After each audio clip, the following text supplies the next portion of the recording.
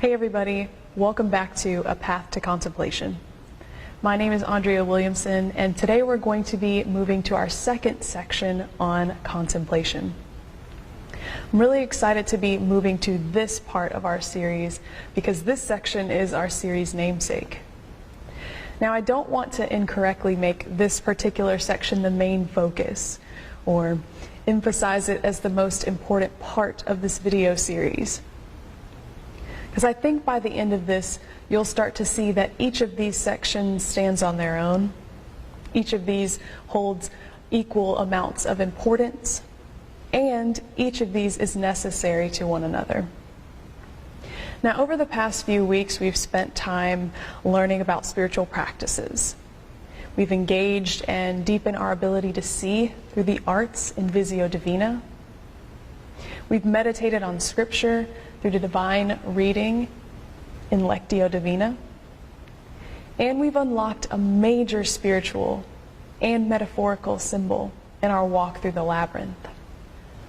Now that we've been able to get ourselves acquainted and oriented with these practices, now you're ready to explore these and others on your own.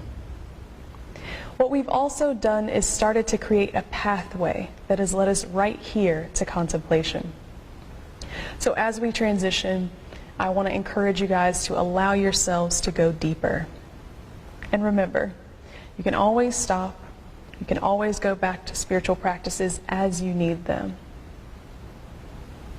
So last week as we were walking the labyrinth, I mentioned there being a ring around the labyrinth. And I talked about how I walked around the labyrinth many times in that ring before feeling grounded enough to start the main path. So there was a connection that I made a little bit while I was there and a little bit afterwards, and I want to share that with you. So when it comes to seeking and communing with yourself and with God, sometimes you can start to see the center, the divine essence of God. Sometimes you can see the path, or you can be in such awe or deep yearning or seeking. And at the same time, can realize something inside yourself that lets you know you're not quite in the space that might be necessary for you to clearly see or to more fully listen, or to know, or to simply be. The ring around that labyrinth for me symbolizes spiritual practice. How so? Developing a practice is a rhythm, a cycle, or a ritual. The practice is the circle. Now, you won't always need the same practices. What you choose to practice in the moment will depend on what you're seeking, or where you feel your connection or alignment or attentiveness to the Spirit is. That's why it's so important that you get to know you and you pay attention to what you and God are trying to communicate. So when you're in spiritual practice, you are allowing yourself to be in the orbit of the divine. When you're in spiritual practice, you are also truly immersing yourself into the refiner's fire. Being able to let go of the things that you don't need, to let out some of the things you've been holding on to, and to release yourself into the place of right now, allowing yourself to slow down, to rest, and to trust. And we're going to be meditating on some contemplative prompts. I'll start us out in just a moment with a quick introduction to contemplation. We're going to be using a text called Just This, Prompts and Practices for Contemplation. And this is by Richard Rohr. Now, this is a really great book to get you started in understanding contemplation, and a really great theologian for you guys to get to know. So without further ado, let's get started.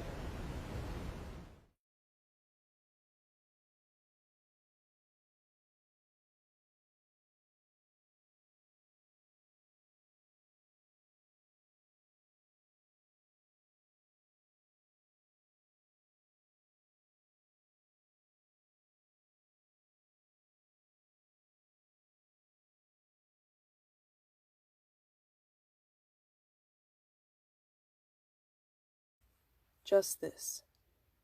Prompts and Practices for Contemplation by Richard Rohr. Everything that is.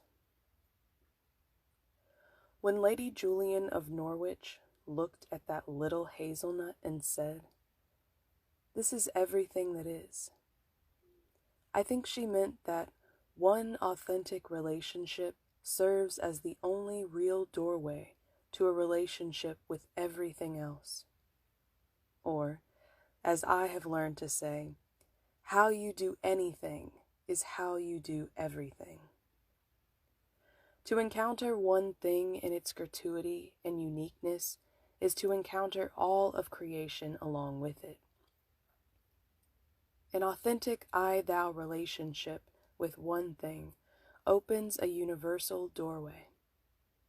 How you relate is how you relate.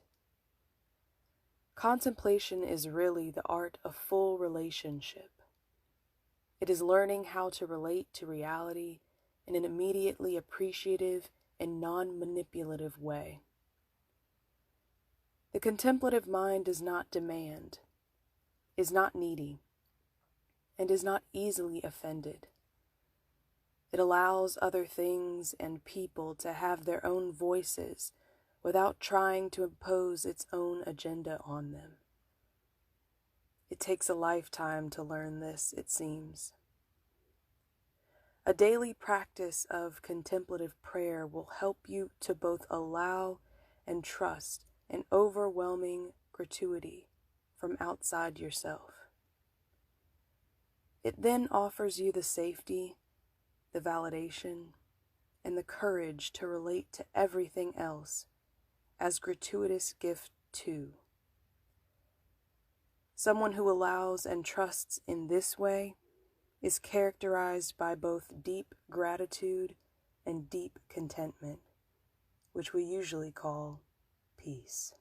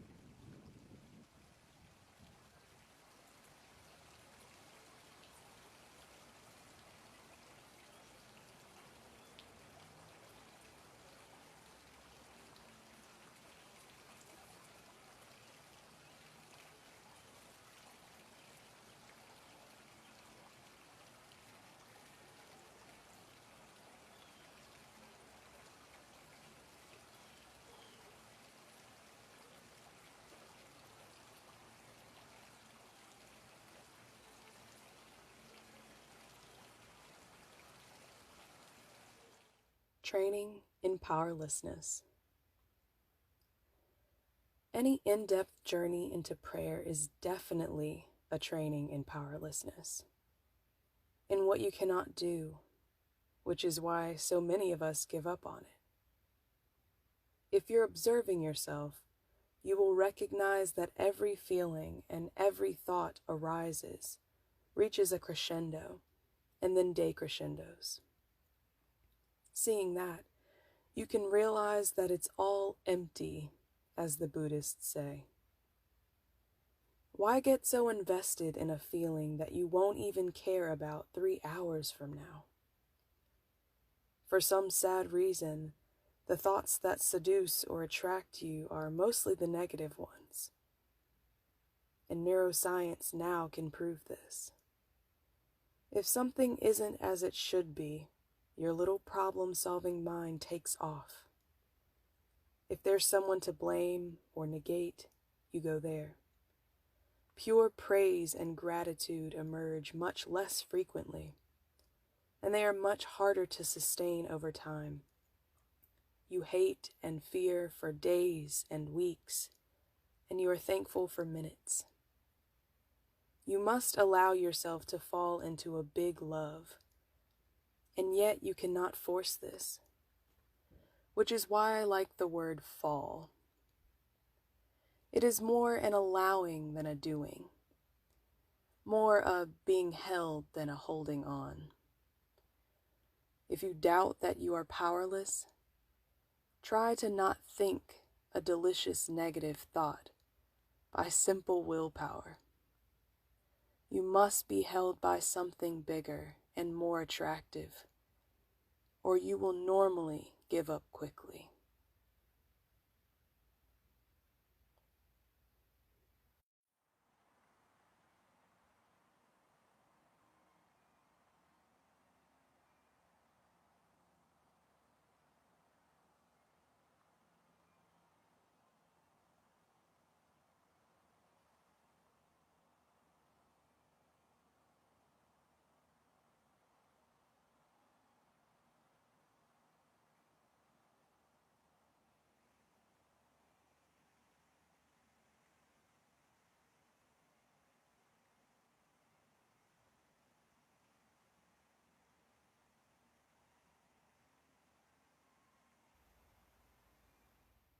Letting go of the junk. People often ask me, how long should I pray each day? I usually answer, as long as it takes to get rid of the junk. That's how it feels to me, at least in my own attempts at prayer. By junk, I mean the thoughts that obsess us almost as soon as we wake up. Was the last day okay? Did anything go wrong? Did I accomplish my goals? Then we reassure ourselves, oh yes, it was productive. I did that. I did this. Then we scan for what's coming up today. Oh, I've got to do this. I get to do that. That'll be fun. I hate this. Overly strong expectations are invariably disappointments and resentments waiting to happen. Try not to do that too much. When we rest in prayer, we learn to let go of these habitual patterns. We move from defining ourselves by our doing or not doing, and move to the simplicity of naked being. We are human beings before we are human doings. In prayer, we sit in our emptiness, doing something at which we cannot succeed, and let God's faithfulness be our only success. Staying with anything long term, and even continuing to fail at it, is always giving God more chances to love us unconditionally.